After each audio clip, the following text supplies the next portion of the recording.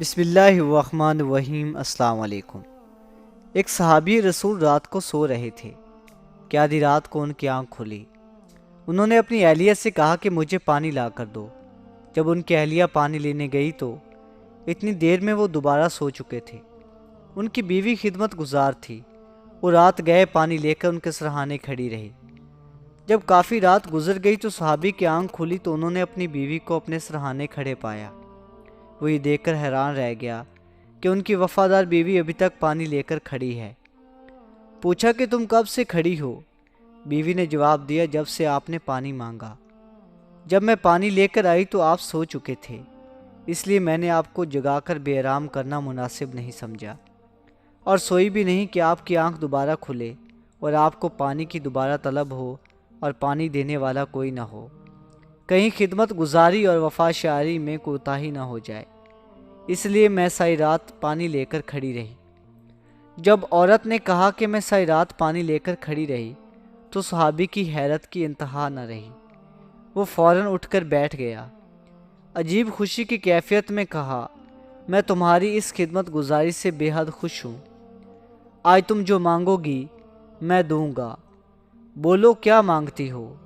صحابیہ نے کہا، مجھے کسی چیز کی ضرورت نہیں، بس آپ مجھ سے راضی ہیں، میرے لیے یہی کافی ہے۔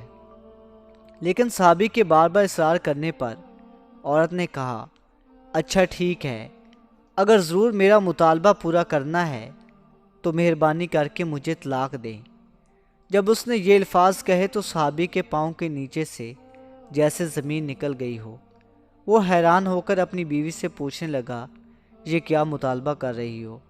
ایک طرف تو تم اتنی خدمت گزار ہو اور دوسری طرف طلاق کا مطالبہ کر رہی ہو۔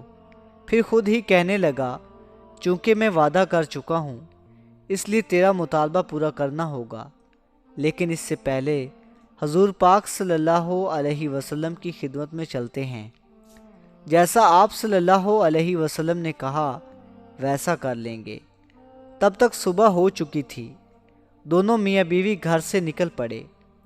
آپ صلی اللہ علیہ وسلم کی حجرہ کی طرف روانہ ہو گئے۔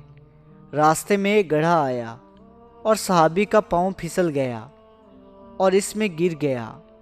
اس کی بیوی نے اس کا ہاتھ پکڑ کر اٹھایا اور کہا، آپ کو چوٹ تو نہیں آئی؟ صحابی نے کہا، چوٹ تو نہیں آئی لیکن پاؤں میں ذرا تکلیف ہے۔ بیوی نے کہا، چلو پھر واپس گھر چلتے ہیں۔ صحابی نے کہا، اب تو بہت قریب آ چکے ہیں۔ بیوی نے کہا، نہیں، چلو واپس گھر چلتے ہیں۔ جب وہ واپس جا رہے تھے تو صحابی نے کہا کہ مجھے تو سمجھ نہیں آئی کہ آخر ماجرا کیا ہے۔ صحابیہ نے کہا، میں نے سنا ہے کہ جس آدمی کو ساری زندگی کوئی تکلیف نہ آئے اس کے ایمان میں شک ہوتا ہے، کیوں نہ کہ جو ایماندار ہوتا ہے وہ تکلیف میں آزمایا جاتا ہے۔ مجھے آپ کے ساتھ رہتے ہوئے 15 سال ہو گئے ہیں، لیکن آپ کو کبھی سر میں درد بھی نہیں ہوا، اس لیے مجھے شک ہوا کہ ایسے آدمی سے نکاح کرنے کا کیا فائدہ جس کا ایمان مشکوک ہو۔